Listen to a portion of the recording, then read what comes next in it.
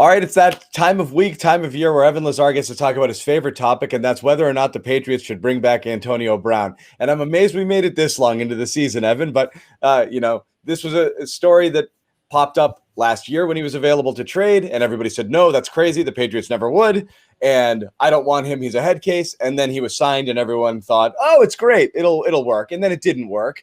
And then it was, can we still make it work? And it lingered throughout the year. He was officially suspended for conduct, and his suspension is now coming up. So his name pops up again. And the Patriots are not mentioned among the teams that are in the mix to grab him. But so we'll ask you two questions, Evan. One, will they? Which we think no. But two, and what I'm more interested in you right now is should they? Should they consider it if it was at all possible?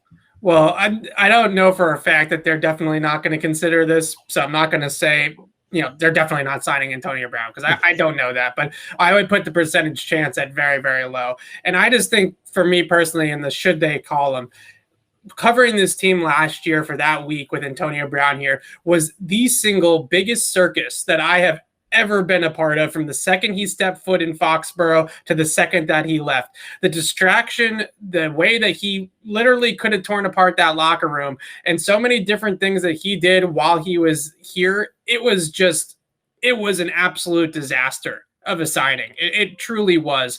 And I just don't understand the clamoring for this guy. He's super talented. We know that. But the tornado that he brought in here when he came here and went through that locker room and then went out of it in 8 days, that's the circus that you want to bring here again? You think you're going to tame that guy? Because last year they had him living with the quarterback, right? They had a handler following him around every single place so that he doesn't go on Instagram Live and leak out the game plan for Sunday, right? And all this kind of crap. And they still couldn't manage him. And that's what you think is going to be the savior of the offense?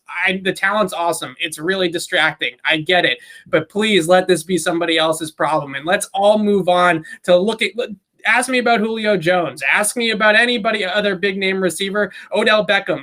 I would rather talk about that at this point than talk about Antonio Brown. This guy is he's a disaster, and I just want no part of it. It was an absolute abject disaster. He is a disaster, and he was when they signed him. So a lot has changed because the conduct, now you've got a major moral objection, and a lot of people would have a moral, ethical objection with having a person like him around, where before you were unsure. You knew he was a head case. You knew he was a diva. And there's a bunch of things you're willing to live with. There's other things you're not.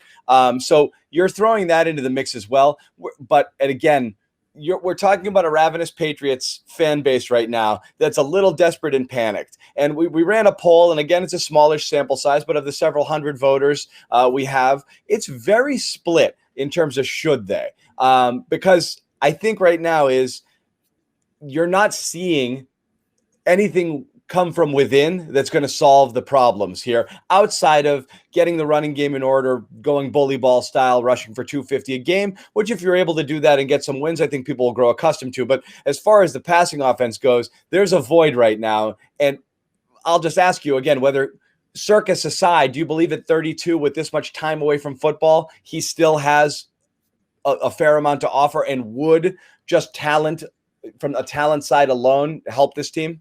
I think the most frustrating part about this is that I'm going to tell you how this movie's going to end. He's going to sign with Seattle, and Russell Wilson's going to make him look like old Antonio Brown, and everybody else is going to be like, well, what the hell? Why isn't he here in New England doing it? He's definitely still got the ability. He definitely can still play football. Nobody's questioning his talent whatsoever. This guy's a game breaker. He's a game changer. That's why he's even getting another opportunity in the league. If he wasn't that, no team would try to sign him right now. So that's the difference, right? Is that it's enamoring. The talent is contagious. You want it here. It would definitely help the offense from an on the field sport perspective. But the best ability, as Bill Belichick would say, is availability, and himself not available by his antics, right? It's not necessarily that he gets hurt. It's that his off-field antics lead him to basically burning every single bridge that he's ever been a part of. The Steelers hung on to him for years because of how talented he was. That's why they put up with so many things that we didn't know about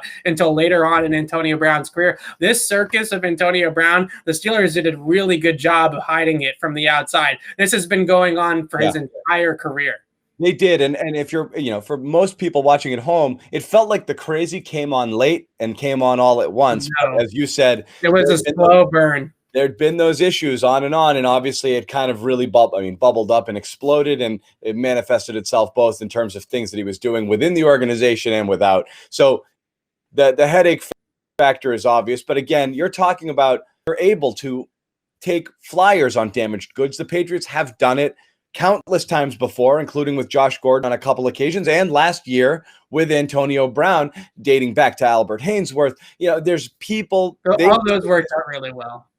I mean, again, they do this when Corey Dillon was a person who had flags, and Randy Moss came in extremely damaged. So they're always, the Patriots, as many people are find this very enticing when the talent is available. So should they?